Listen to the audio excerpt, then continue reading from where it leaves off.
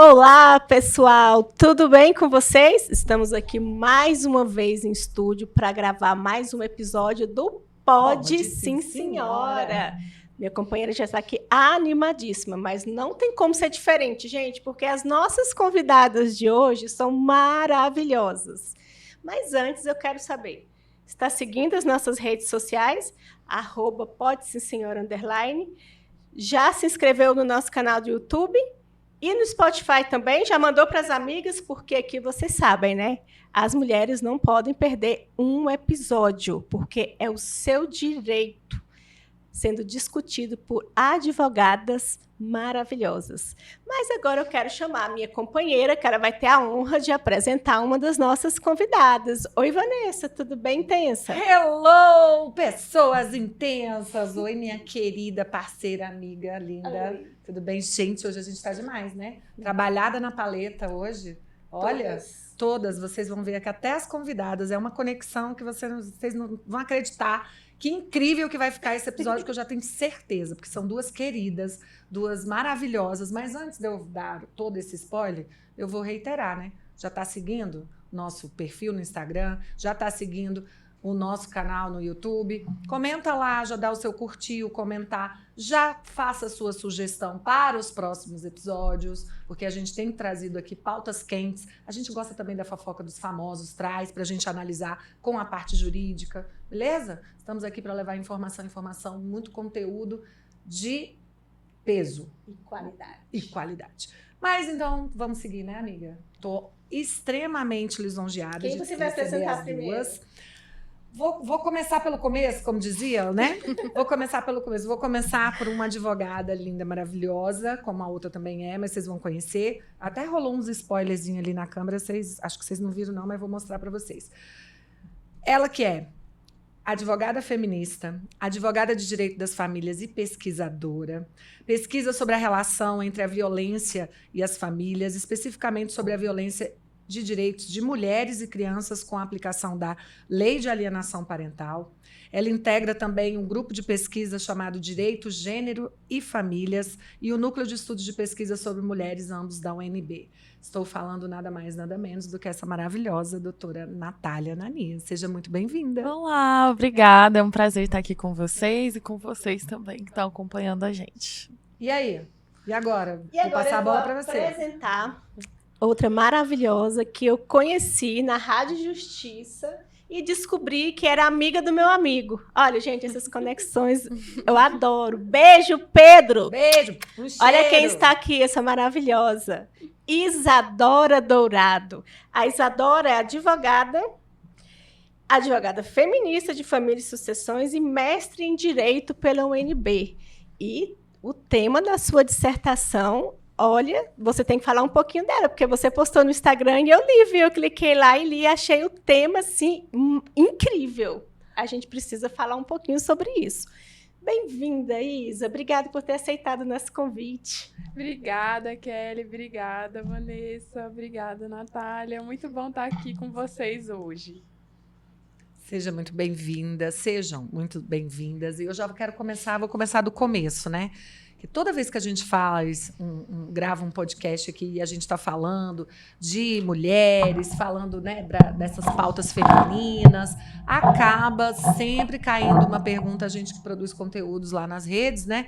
Acaba chegando uma pergunta assim sobre o que é essa advocacia feminista e tal. Mas antes de eu chegar nessa pergunta, eu acho que é importante as pessoas saberem da história de vocês, né? E como que se chega a esse título, vamos colocar assim, como que, né, essa intitulação de advogadas feministas. Então, eu vou começar com a Nath. Nath, queria que você contasse um pouquinho da sua história, como é que chegou, né, o direito das famílias para você e a intitulação, né, de advogada feminista. Então, eu vou começar bem do início mesmo. Eu sou de Minas, sou do interior de Minas. Meu pai é mecânico, minha mãe era professora. Eu fui criada, assim, fui muito estimulada desde muito nova pela minha mãe e pela minha avó a estudar e não depender de homem. Embora elas também tivessem uma questão, né, de estar sempre aquela criação para me ensinar a depender de homem, vamos dizer assim. Mas num discurso sempre muito para me incentivar a estudar e não ter esse tipo de dependência, né? Então, bom, isso faz muito parte de quem eu sou e de como eu fui me formando, né? E, enfim, assim, saí da minha cidade com 18 anos, vim para Brasília para poder tentar o UNB, consegui passar depois, então entrei na Universidade de Brasília. Durante o curso eu tive uma certa crise, assim, com o direito. Acho que, assim, eu me envolvi bastante em movimento estudantil, participava de muitas discussões dentro do espaço da UNB, da Faculdade de Direito, sobre questões de gênero e várias outras questões também. E eu senti uma insatisfação com o curso, assim, no meio dele. Tive amigos que foram muito importantes para que eu pudesse finalizar o curso. E mais próximo de finalizar, eu percebi que todas essas questões que eu discutia em espaços que eram importantes para mim, as questões políticas mesmo, né, que eu estava discutindo, elas podiam ser, de alguma forma, tratadas também dentro do direito, né? Eu poderia ter um posicionamento dentro do direito que fizesse sentido para mim, fizesse sentido com o que eu acredito. Então, enfim, né? E aí fui conhecendo advogadas que trabalham com uma perspectiva feminista. A Isa foi uma dessas pessoas muito importantes para eu poder perceber que dentro do direito existia um lugar para mim. Eu já tinha interesse pelo direito das famílias, e aí isso foi só aumentando, né? Então, enfim, foi assim que eu fui chegando aí no direito das famílias e com essa perspectiva feminista. Foi um espaço realmente que eu encontrei que era possível eu ser eu, assim, né? Ai, que legal. Que bom, né, amiga? Nossa. E onde você nasceu? Em Minas. Mineira, minha Mineira, amiga. Mineira, pãozinho de jeito. queijo, Faz quentinho. uma unanimidade, né? Mas Só perde pro Goiás. Só perde pro Goiás. Né? Porque eu já sei que a Que é nossa tudo mais ou menos convidada, a igual. Isadora, Isa, né, pra nós, a doutora Isadora, ela gosta de piqui. Olha aí, gente. Goiana, Aí, Goiana, tô falando, né? Nós Goiás. temos aqui o melhor do Brasil, a melhor do mineira Brasil. e a goiana. Mas eu quero saber da doutora Isadora também. Qual foi a sua trajetória? Qual foi essa caminhada que você trilhou para chegar hoje advogada feminista de família? Ai, gente, Minas formou Goiás, né? Ah. Temos que admitir. Ainda que tem aí, né, uma questão sobre quem é melhor ou não, a gente deixa isso para depois. Tá tudo bem, tá limítrofe. A gente ama os dois. Exato. Mas, bom, eu sou goiana, nascida e criada nascida em Goiânia, mas criada no interior. E assim como a Nath, meus pais sempre me incentivaram muito a estudar, o que me levou a vir para Brasília também aos 18 para fazer faculdade, porque um professor me disse: Isadora, se você quer abrir sua cabeça, tem que ir para a UNB. E aí aqui vim e de fato isso se mostrou verdadeiro. Durante o curso, eu pensei muitas vezes se fazia sentido continuar, se fazia sentido me formar advogada, porque eu tinha muitas questões acerca do direito e questões acerca da profissão. Comecei a trabalhar como voluntária num estágio, num projeto que existe ainda lá na Ceilândia, de apoio a mulheres em situação de violência doméstica, especificamente na área de famílias. E aí eu fui vendo que tinha, como é que era atuar nessa área, o que eu podia fazer, e fui me encantando por advogar. Então, quando eu saí da faculdade, eu vi que, para mim, não tinha outro lugar que não advogando. Né? É claro que talvez defensoria pública, enfim, mas na posição da defesa.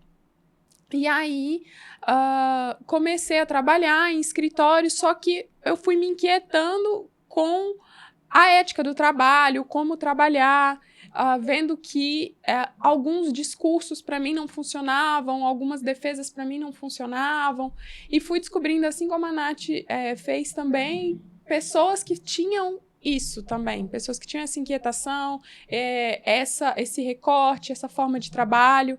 E aí eu falei, bom, talvez haja espaço para mim para eu trabalhar dessa forma, e comecei a trabalhar, abri o escritório, comecei a trabalhar com essa perspectiva. Então, atendendo apenas mulheres, pessoas com deficiência, crianças, pessoas LGBTQIA+, todas dentro das questões de família. Foi assim que aconteceu, mas a ética feminista veio permeada sempre, né? Ai, que legal, que bom, né, amiga? Acho que é tão importante assim a gente saber, né, de onde a gente veio, como é que as coisas se caminham, né? Porque nós somos fruto da nossa própria história ali, então a gente efetivamente saber como que foi essa caminhada e compartilhar com outras advogadas nos forma, né, como ser humano mesmo, e saber das nossas lutas iguais, né? E nos encontrar nesse mundão, né?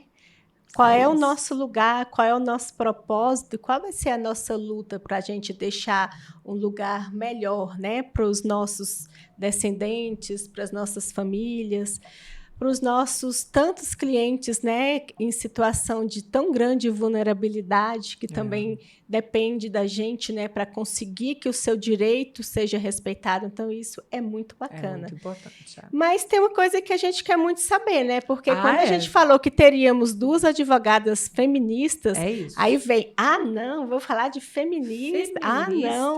A outra, nossa, que bacana. Mimimi. Então, a gente tem é como se fosse uma guerra.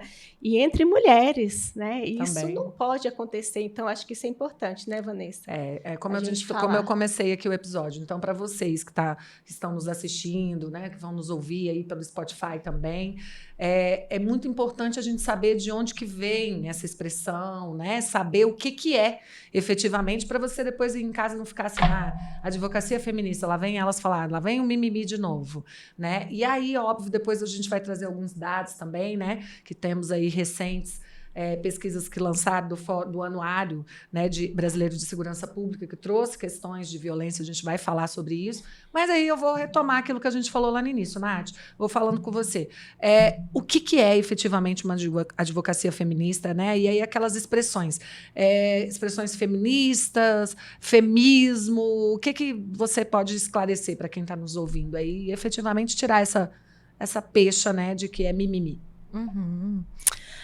Bom, eu acho que é importante. Vou começar falando aqui sobre o feminismo, porque é um termo assim que vai dar base pra gente chegar no que seria uma advocacia feminista, né?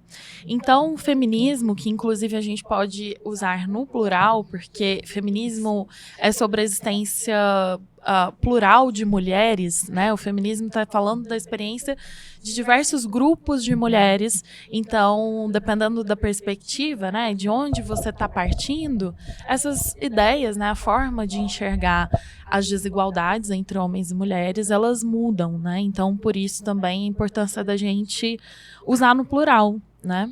Então, feminismos, a gente pensando em feminismos, ok, seriam movimentos que vão contra uma hierarquia social de gênero. Vou desenvolver isso agora. A gente tem construído socialmente uma hierarquia entre homens e mulheres e tentando enxergar esses homens e essas mulheres nas suas pluralidades, né? Então, enfim, mulheres diferentes, homens diferentes. A gente tem hierarquias sociais em que as mulheres elas vão estar subjugadas, né? Então, desde que a gente nasce, a gente é atribuído um gênero. Nesse gênero vem uma série de questões em conjunto. Então, desde que eu nasci, me disseram que eu era mulher, e por eu ser mulher, eu só poderia brincar com determinados brinquedos, eu só poderia agir de determinadas formas. Então, se eu sentasse com a perna muito aberta, fecha essas pernas, menina. Uhum. Né? Até a questão, a roupa que eu ia usar, brincar, né, de né? boneca e não de carrinho. Exatamente. Nossa, morri de vontade de ter carrinho de controle remoto. Olha não só. tinha carrinho de controle remoto. Então, enfim, esses papéis mesmo, né? Porque isso são papéis, assim como também a gente atribui aos meninos, sim, né? Então, meninos não podem brincar de boneca, né? Porque aí é gay, é isso. Né? Enfim. Então, a gente existem esses locais, né, que são associados ao gênero que designam a gente quando a gente nasce, e esses locais existe uma hierarquia entre eles socialmente, né? Então, bom, essa hierarquia, e aí que os feminismos vão trabalhar com isso, é ir contra essas hierarquias, é enxergar de que modo a existência dessa hierarquia ela afeta a gente a ter acesso a direitos, né? Afeta a gente a ter acesso a espaços. Então, bom, é sobre isso mais ou menos, né? De forma bem geral, porque é bem mais complexo do que isso. Mas os feminismos, então, seriam isso, né? Esses movimentos que vão contra essas hierarquias. E quando a gente fala de pessoas feministas, né? E aí mulheres feministas seriam justamente as mulheres que têm essa ideia, né? De enxergar que existem essas diferenças, que a gente precisa lidar com elas e que atuam com uma ética, né? Que aí eu acho que vem a questão de uma ética feminista e isso se reflete na advocacia também, né? Então, a gente partir de uma ideia de que essas hierarquias existem, que eu preciso enxergar a existência delas e como que eu vou lidar com as situações diversas de uma forma que seja igualitária. Né? Então, porque isso cria uma desigualdade. Então, quando a gente fala de uma advocacia feminista, ela não é em si um nicho, né? Não é um nicho de advocacia como eu tenho, por exemplo, direito de família, direito de sucessões, direito criminal. Não é um nicho. Né? Advocacia feminista, a gente passa por uma ética feminista. É uma atuação ética. Né? Então, quando chega um caso pra gente que existe, por exemplo, uma violência doméstica, a gente vai olhar para o caso e entender de que forma a violência doméstica ela está impactando nessa relação, a desigualdade que existe, porque violência doméstica é sobre uma relação de poder, né? É sobre manutenção de poder. Então, a gente precisa, tudo que a gente pensa de medidas, o que a gente vai buscar no posicionamento profissional que a gente adota no caso, ele tem que considerar que existe essa violência, que existe uma desigualdade. Então, acho que é por aí. Acho que a Isa talvez queira complementar. E vamos falar vou passar para a Isa agora, justamente puxando o gancho do judiciário. Né? Como você vê hoje, Isa, mesmo com todo esse avanço, né, que nós falamos aqui, estamos aqui com 2 pesquisadoras do tema, quando nós puxamos para o judiciário, para as questões de violência doméstica, divórcio também, guarda, convivência, pensão alimentícia. Como você analisa essa questão de gênero? Você acha que o judiciário ele já está à frente ou ainda vemos essa violência, esse patriarcado e esses preconceitos arraigados da sociedade que nós carregamos durante uma vida, que a mulher é menor e é menos e vale menos e ela precisa ser subjugada? Você vê isso nas decisões ainda ou a gente já evoluiu e isso já nem existe mais? Queria, né? Eu diria que as coisas ficaram mais sofisticadas só, né? Então, a gente tem hoje, ninguém nega que a gente tem uma igualdade formal. Então, a gente teve um avanço legislativo que colocou em pé de igualdade homens e mulheres, isso não se nega, e isso é um argumento, inclusive, quando se diz, porque vocês precisam do feminismo e tal. Mas a questão é que a gente não existe lei sem a interpretação de lei, não existe lei sem sociedade, não existe... Essas coisas não estão descoladas. E aí, quando a gente vai ver as aplicações da lei, é que a gente vê como é que o judiciário ainda trabalha e não tem como, porque a sociedade, né, ainda está lidando, ainda está trabalhando, ainda está operando através de desigualdades, através de hierarquias, como a Nath colocou. Então, o judiciário vai reproduzi-las, só que ele tem um papel e um poder coercitivo. Então, quando ele opera para reproduzir, para produzir essas desigualdades, é mais pesado, né? Então, por exemplo, a gente tem no direito da família algumas presunções que elas, em tese, poderiam ser usadas para um lado ou para o outro. Por exemplo, a autonomia privada, né, a responsabilidade do cuidado compartilhada. Só que, na prática, quando a gente vai lidar com isso, a gente vê que o judiciário ainda olha para essas questões, naturalizando posições de mulheres que estão em desvantagem. Por exemplo, quando a gente está pensando em autonomia privada, é a ideia de que as pessoas são autônomas, as pessoas são capazes, igualmente, para cuidar dos seus negócios, da sua vida de dinheiro, patrimonial. Mas, num casamento, pode acontecer diversas situações de fraude patrimonial, de desvio patrimonial, de endividamento, por confiança. Então, às vezes, um exemplo clássico, né? Uma mulher dá uma procuração com poderes gerais para o esposo e ele faz todo tipo de manobra, colocar imóveis dentro de sociedades empresárias, transferir a propriedade de imóveis, enfim, contratar empréstimos, endividamento dessa mulher. E aí, na hora do momento do divórcio, que ela decide pelo divórcio, o juiz vai dizer, olha, a gente tem que fazer uma fotografia aqui do momento da separação, o que aconteceu antes. Você tinha confiança e estava autônoma para passar essa procuração, né? Só que desconsidera qual é a base também de um relacionamento, de uma confiança, de como é que essa confiança deve operar, como é que é uma boa-fé. Ou seja, por mais que a gente tenha instrumentos protetivos e formas igualitárias, a gente tem aplicações que são extremamente desfavoráveis, como esse exemplo, em que você vai dizer, olha, você era autônoma, estava usando sua autonomia privada e concedeu, então não tem violência aqui, por mais que o rastro dessa violência exista. A mesma coisa para quando a gente está falando de cuidado, seja de crianças, seja de pessoas idosas, não tem prova. A gente não prova o diário, a gente não prova todas as coisas que a gente faz num dia para cuidar de uma outra pessoa.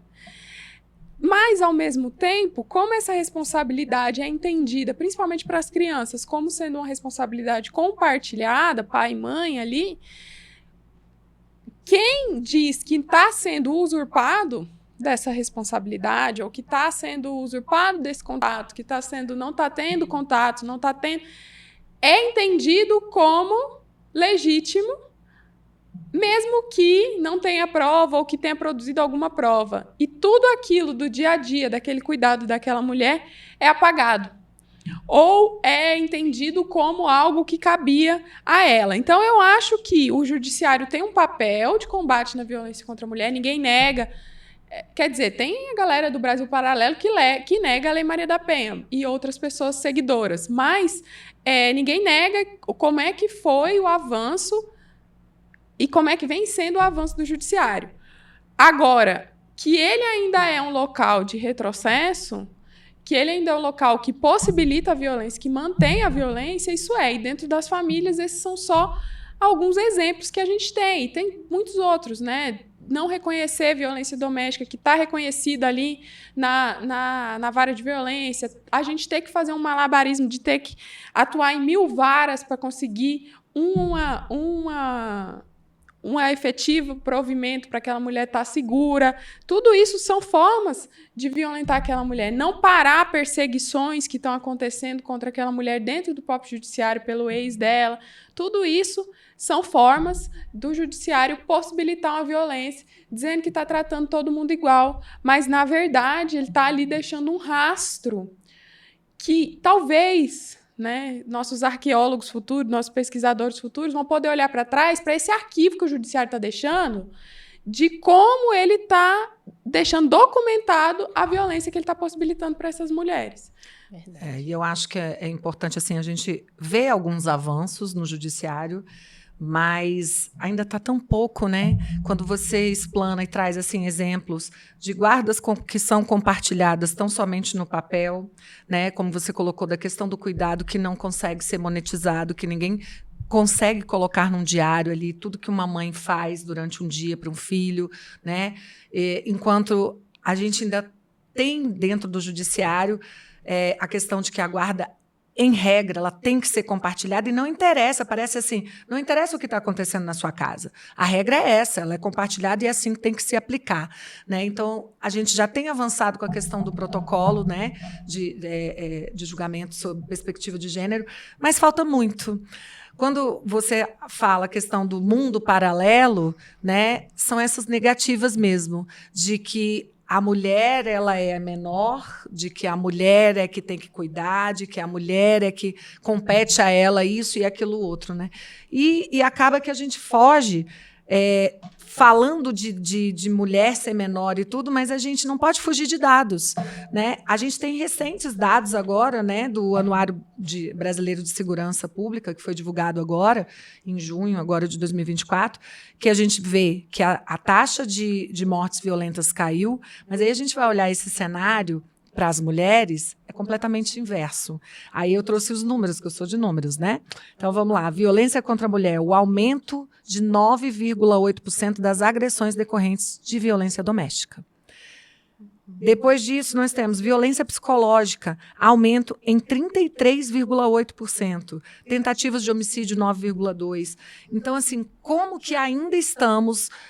falando sobre violência doméstica, com dados, mas ainda tem gente que nega que violência doméstica permeia todas as varas, né? Permeia todas as searas do direito, que não só a criminal. E hoje a gente tem Maria da Penha, uma lei que traz um caráter híbrido, né, que a vara de violência doméstica deveria estar não só julgando questões criminais com medidas protetivas, né, e de afastamento, enfim, mas que poderia hoje estar fazendo os divórcios, verificando as questões de guarda que comportam exatamente a questão da violência, como é que uma mãe que está sendo violentada vai ter uma guarda compartilhada com o seu agressor, tendo que fazer valer o direito de convivência dessa criança, se ela não tem uma rede de apoio, quem que essa mãe vai se socorrer para entregar essa criança, né? Então, assim, se reitera essa violência, que poderia, tão somente com a aplicação da Lei Maria da Penha, ser resolvido, né, amiga? Exato. E essa violência, a mulher sofre ela várias vezes a violência, porque ela sofre a violência doméstica em casa, seja ela violência física, patrimonial, que a gente vê tanto, né? E hoje ainda tem, eu estava conversando com a Nath antes da gente começar a gravar, que ainda tem uma nova maquiagem, né, para essas violências, porque hoje é chique, é lindo, e é a mulher que tem um provedor, né, para chamar de seu, e ela tem a honra, a graça de ficar em casa cuidando dos filhos. Isso é visto como dádiva. Que mulher sortuda! Para mim, isso é uma forma de violência também. Mascarar aquela forma antiga e colocar uma maquiagem nova, porque de todo jeito está puxando o quê? Querendo o quê? O domínio, né? Dominar aquela mulher. Porque amanhã é ela que vai para o judiciário, não tem nada no nome dela, como a Isa disse, né? Porque qual é a mulher que não vai confiar no seu esposo de tantos anos para passar uma procuração? Gente, eu desconheço, eu ainda não vi. Com certeza. E quando chega na delegacia para registrar uma violência doméstica, a primeira coisa que se ouve, eu tive essa experiência acompanhando uma cliente, não, isso aí é briga de casal, isso é normal, isso não é violência, não. Como não é violência, gente? O marido, eles separados, o marido não sai de casa, daqui eu não saio, daqui eu não, ninguém me tira, mas está aquela configuração violenta ali, a mulher sofrendo todo tipo de violência psicológica, a criatura grava a conversa com a mulher e fica ali instigando. Uhum. Quem é que não vai perder as estribeiras, né? Quem é que não vai gritar? Incitando, né? E o que acontece? Não, ela tá louca. Ela não tem o menor domínio emocional para cuidar do filho. Aquilo tudo foi cavado. E chega na hora de registrar um boletim de ocorrência para pedir uma medida protetiva para aquela pessoa sair de dentro de casa, porque ela não está aguentando mais. é negado. E Porque essas isso não é pessoas- violência. Essas pessoas que negam também, eu acho que é importante a gente falar, assim, não é que não exista mulheres que também pratiquem, né, esse tipo de insinuação, de situação, que criem situações. Mas o que a gente está falando é de dados. A maioria são os homens que praticam violência contra as mulheres, né? Esse tipo de situações que nós estamos narrando, de violência patrimonial, psicológica, 90% dos casos são praticados pelos seus próprios companheiros, né, e maridos dentro de casa. Então, assim, aí eu queria perguntar para vocês, você que é pesquisadora, né, fala muito sobre as questões de mediação também.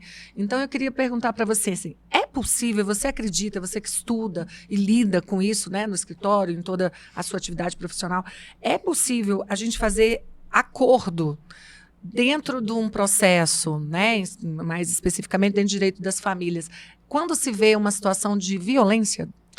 Vanessa, essa pergunta é muito delicada e, assim, eu defendo o seguinte, que acordo é sempre contexto. Então, a gente tem vários cenários. A gente tem cenário de pessoas, de mulheres que não têm mais psicológico, nem emocional, nem suporte financeiro para estar num processo judicial. A gente tem esse cenário. A gente tem cenário de partes do outro lado extremamente belicosas. A gente tem níveis de violência. Ou seja, há muitos determinantes nesse contexto para se dar uma resposta que sim ou que não.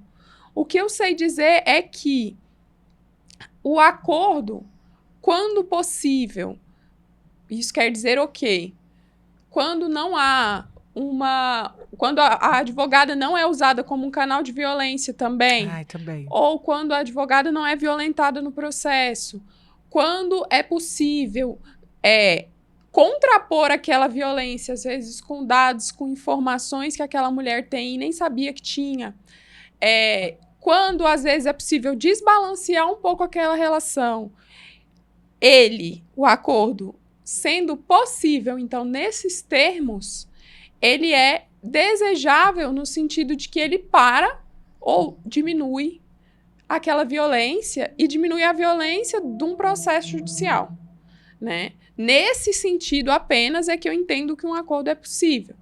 Então, Isadora, você faz acordo em situação de violência?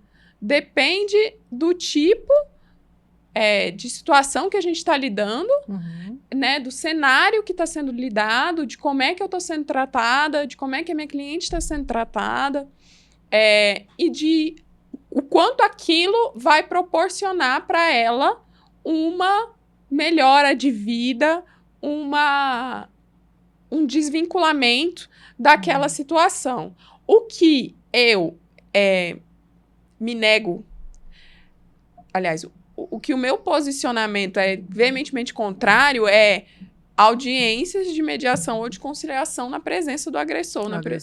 Porque isso ainda acontece. E a gente acha que não, mas acontece com frequência. Acontece com frequência. Então, me nego a esquemas de constelação familiar dentro do judiciário, me nego a outros tipos de resolução de conflitos com o agressor que naturalizem a violência. Isso sim, isso aí eu acho que não é o caminho. Sou uma defensora da mediação? Sou uma defensora da resolução pacífica dos conflitos, mas eu acho que, primeiro, há contextos em que não é possível, e aí eu disse aqui alguns determinantes que a gente olha para pensar isso, e outra coisa, entendo que a forma com que o judiciário vem lidando com a conciliação e mediação, pasteurizando tudo, passando por cima para ter meta, não é a forma da gente lidar com o conflito. A pessoa passou 30 anos naquele relacionamento judiciário e acha que numa sentada de 2 horas vai se resolver tudo sem lidar com o emocional. Não vai, gente. A gente tem que assumir a insuficiência do direito. Não adianta a gente achar que a gente vai resolver e que a gente vai conseguir, que o direito é ótimo. Não, pelo contrário. Ele é muito cheio de lacunas, muito insuficiente.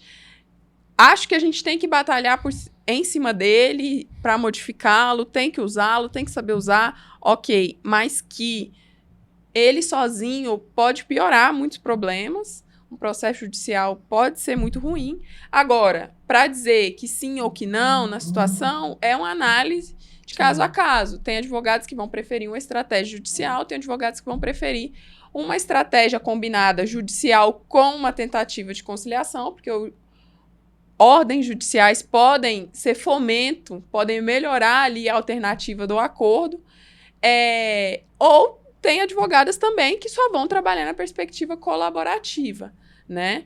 É muito do contexto do que pode ser feito para aquela mulher e do que ela está preparada também naquele momento. Isa, você estava falando, eu lembrei de uma coisa bem importante que a gente teve várias discussões, até nos grupos do IBDFAN outro dia, do pré-processual do TJ, que não exige, não é obrigatória a presença do advogado para fazer essa mediação, essa audiência pré-processual. Então, ali se reúne o ex-casal para se tentar uma conciliação em divórcio, guarda de filho, convivência, pensão, mas sem a presença do advogado. Para mim, é uma forma de violência contra a mulher, porque ela está ali descoberta, ela não conhece o seu direito, muitas vezes já vem de uma situação de violência doméstica, às vezes nunca denunciada, e ela se vê ali para fazer um acordo sem uma orientação jurídica. Eu acho isso extremamente temerário. Vocês já passaram, Nath, você já passou por uma situação dessa da cliente? Não, doutor, não vou precisar, porque eu vou fazer um acordo lá no judiciário com os conciliadores mesmo, e vai dar tudo certo. E já passando para você, eu também gostaria que você falasse um pouquinho daqueles números aterrorizantes que a gente estava conversando sobre violência doméstica antes da gente começar a gravar. Eu acho que é muito importante todas as mulheres ouvirem esses números, e são tão aterrorizantes quanto os números do anuário. E eu acho que tá bem vinculado mesmo, né? O que a gente vem conversando, assim. Eu não passei por esse tipo de situação, mas porque quando chega uma cliente no escritório, geralmente já quer essa representação, né? Então, acho que por isso, assim. Mas realmente estão ocorrendo, né? Essas conciliações.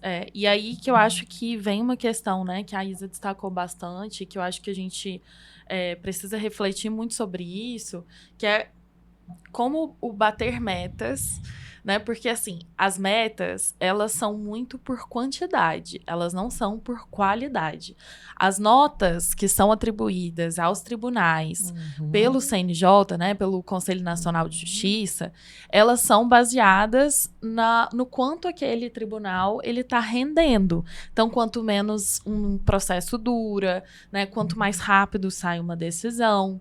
E muitas das vezes, isso vai acabar fazendo com que se passe por cima de uma série de questões que são de extrema relevância nos casos, principalmente quando a gente está falando da delicadeza de um processo que envolve violência doméstica.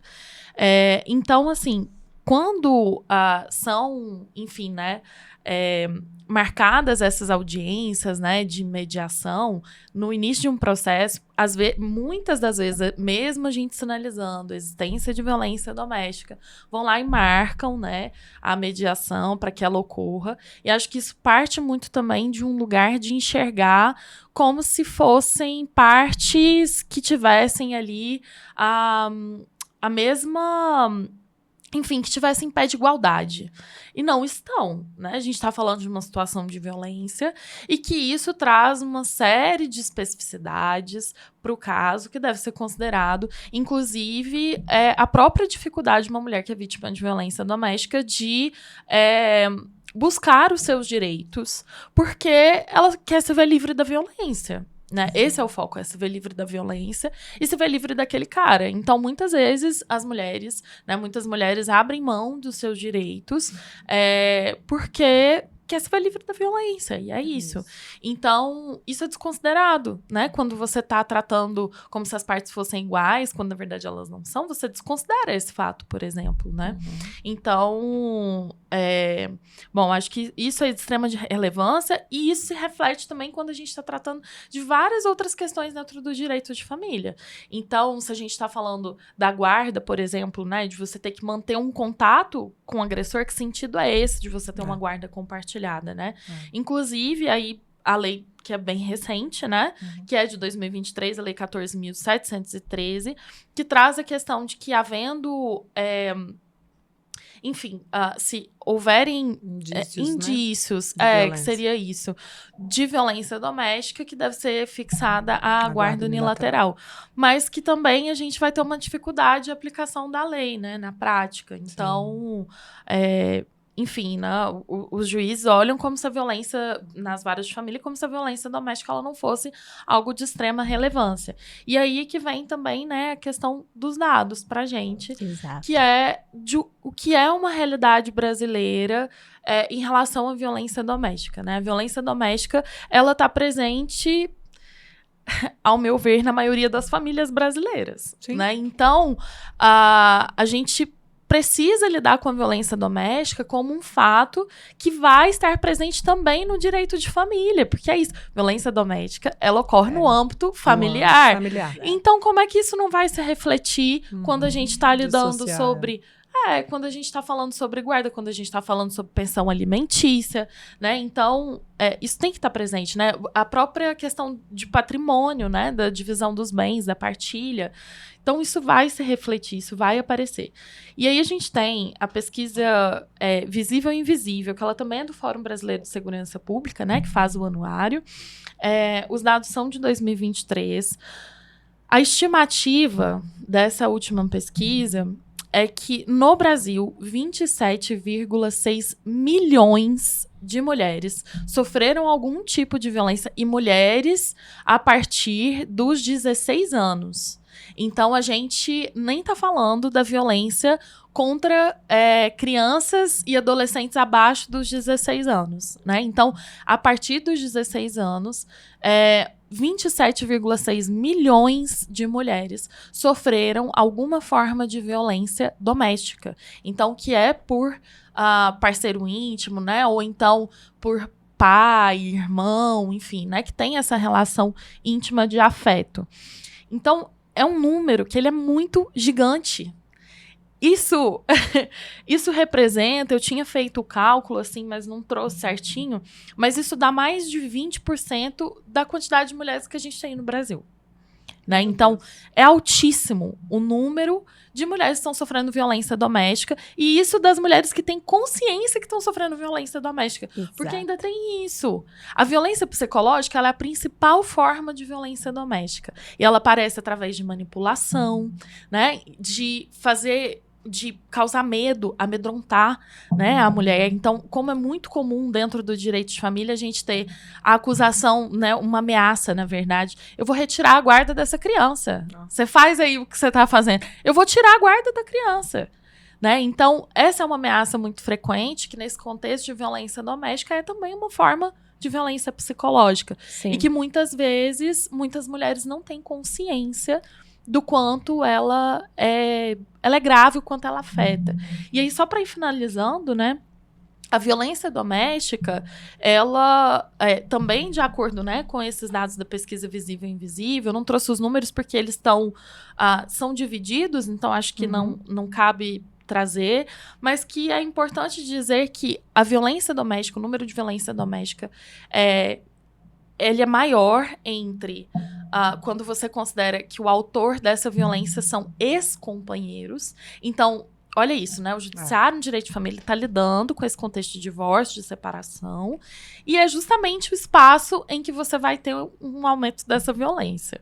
Para além disso, as formas de violência, né, que a Lei Maria da Penha ela traz pra gente, com exceção da violência sexual, todas as outras são maiores quando se tem filhos menores, né? E essa violência, ela também é maior. Enfim, entre mulheres negras, né, mulheres com uma escolaridade menor, mas não que não exista violência em todas as classes sociais, e aí a gente precisa lidar com isso também, né, porque aí vem a questão muito forte da violência patrimonial, por exemplo.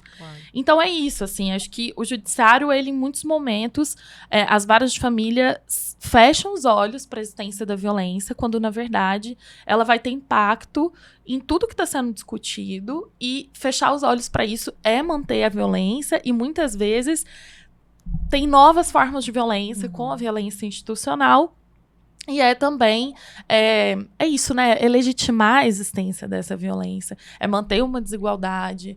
Então, a gente precisa ter esse olhar justamente para que a gente tenha decisões mais igualitárias. Nomear mesmo, né, que é violência. Eu acho que já começa a mudança daí. A gente tem que falar que é violência. Sim. Ah, não, mas eles tiveram uma briguinha, eles tiveram, né, porque a gente vê muito comum que é em âmbito familiar, né? Não, aquilo é uma violência, Mas, né? Vanessa, vocês comentando aí, né? E eu até comentei sobre isso com a Nath antes da gente começar. Porque eu fiquei, assim, estarrecida com esse número de 27 milhões de mulheres, né? Sim. A gente pensa, meu Deus, mas quem é que não sofreu violência doméstica em algum momento da vida? Eu não posso levantar o meu dedo e falar, eu não. E a gente sofre violência sem saber que é violência. Independe de classe social, independe da escolaridade, independe de tudo isso. A gente está aqui comentando sobre a violência doméstica e achando horrível, e eu pensando, meu Deus, eu já sofri violência doméstica. Quando a gente é impedida de fazer o que a gente gosta, quando a gente é impedida de usar a roupa que a gente gosta, quando a gente é impedida de gastar o salário da gente com o que a gente quer, porque tem que... É o provedor que... É o marido que é o provedor, ele que é o administrador do lar. Então, tem que ser tudo combinado, e o salário da gente tem que somar com o outro da casa. Ou seja, a gente é desvalorizada e desqualificada. Sem falar na violência patrimonial, quando a gente vai separar, aquela casa já virou gado, virou vaca na fazenda, não existe mais. E você vai provar como? Não tem como. Ou como você vai provar quanto eu ganho? Eu não tenho carteira assinada. Se você entrar na justiça, eu tiro a guarda, pedindo pensão, eu tiro a guarda, porque eu tenho mais condições de criar do que você. Então, são pequenas coisas que as mulheres, não, é porque está nervoso, não entende que isso é violência e que está tipificado em lei. Olha só a gravidade disso em pleno 2024, né, Vanessa? Com certeza, com certeza. É isso, eu acho que é tão importante a gente estar sempre dando o nome correto às coisas, né? É como nós já levantamos aqui, né? E saber que isso é uma violência, buscar uma rede de apoio, buscar conhecimento, né? Buscar informação. Você que está nos escutando, de repente está numa situação de violência, né? numa situação em que você não está sabendo aonde buscar essa ajuda. Busque uma rede de apoio, as próprias redes, né? Que nós temos aqui no Distrito Federal e, enfim, em outros locais também, de acolhimento dessas vítimas. Busque um próprio advogado, né? Uma advogada que possa te orientar sobre o seu direito, sobre o direito, como lidar com essas questões de divórcio, como lidar com as questões ali da guarda, dos alimentos. Até é importante o que a gente colocou aqui, eu quero deixar registrado, talvez seja um insight desse capítulo para quem está assistindo, desse episódio. Você pegou o livro, eu falei capítulo, mas é dizer... Você, mulher, que está numa situação de violência, busca ajuda. Mas você, mulher, que está numa situação que você não sabe, às vezes, nem se é violência, busque também uma ajuda, né, de uma pessoa, de um técnico, né? Uma informação para você saber se aquilo é um quadro de violência. Saiba que nós temos hoje as questões de conciliação dentro do judiciário. Hoje, nós, advogados, podemos colocar que não tem a necessidade daquela audiência de conciliação, embora os tribunais e as varas não tenham respeitado isso, infelizmente, né? Mas nós, enquanto técnicas, podemos nos utilizar de outros argumentos, de outras ferramentas para tentar salvaguardar os seus direitos, te preservar e dizer que aquilo, sim, é uma violência. Exatamente. Diga-me. E sabia que tá acabando já o Não. nosso episódio? Tá você acredita, vendo? Nath? Gente, Mas, passa Nath, muito você rápido. queria falar alguma coisa, Não, tenho fala, certeza. Nath. Fala, não, Nath. bem rapidinho, assim, é que eu acho que o que a Vanessa trouxe é bem importante da gente destacar que existem muitas leis de proteção. E que quando a pessoa, né, quando a gente tem uma formação e a gente sabe utilizar essas leis, é isso, a gente tem que usar. Então, a gente tem a Lei Maria da Penha, que é uma das, assim, né, a questão do formal, né, da existência na lei. Mas a gente tem a Lei Maria da Penha, que é uma das melhores leis de proteção no mundo. A gente tem, então, essa lei, né, que eu trouxe, a Lei 14.731. Exato. A gente tem, isso, a gente tem para proteção das crianças o ECA, que é extremamente forte também. Então, enfim, tem diversas convenções internacionais Exato. de proteção.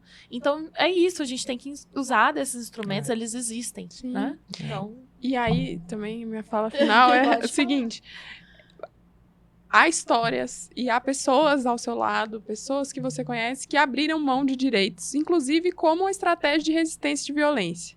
Né? Olha, eu tenho aqui à minha frente uma pessoa que está me violentando e o judiciário que eu não sei se vai me garantir, então eu vou abrir mão. Isso, se a gente olhar, foi uma estratégia que essa mulher teve de resistência dessa violência, de sair dessa violência. Mas, reforçando o que a Nath colocou, não necessariamente precisa ser esse o caminho. Há outros caminhos possíveis de garantia de direitos que não sejam esse, para você conseguir ter uma vida livre de violência. É isso. Amiga, você pegou um livro aí. Quero saber menina. o que é Antes isso. de encerrar, eu gostaria de expressar a minha alegria. Sou coautora desse Hashtag livro, orgulho. que foi organizado pela Comissão de Direito Sistêmico da OAB-DF, que eu tenho a honra de participar e coordenado pela minha amiga Marcela First. E vocês acreditam que teremos o lançamento oficial na Olha! Livraria da Travessa no dia 2 de agosto, às 19 Opa! horas. Então, eu quero deixar o convite para convidados. vocês. Venham me encontrar. Eu e os meus 15 amigos da comissão, que cada um doou o seu tempo, seus estudos para escrever um artigo para esse livro, Advocacia Sistêmica e a Justiça Multiportas. Eu espero vocês lá no dia 2 de agosto, aqui em Brasília. Muito bom. E chegamos ao final do nosso primeiro episódio. Quero não. Ainda nem falamos de Alô, alienação produção. parental, Alô, produção. gente. Vamos estender esse episódio aí, produção. Precisamos convidá-las novamente. Já está convidado. Vamos embora? Bora? Vamos? Então Porque vamos pro precisamos, próximo. nós não temos nenhum capítulo ainda, nenhum episódio, capítulo. Hoje eu tô com um capítulo, eu tô escrevendo um livro, minha gente, me aguarde aí. Não temos nenhum episódio falando de alienação. Mas E hoje será que as vamos, pessoas sabem o que porque é nós temos alienação? aqui hoje uma estudiosa Então e nós vamos vambora. convidá-la Vocês para estão já continuar convidadas o para o episódio. nosso próximo episódio? Exato. Então, gente, muito obrigada. Um cheiro. Curte, compartilha. gente. que já Até a encaminha isso. próxima. Beijo. Beijo, beijo.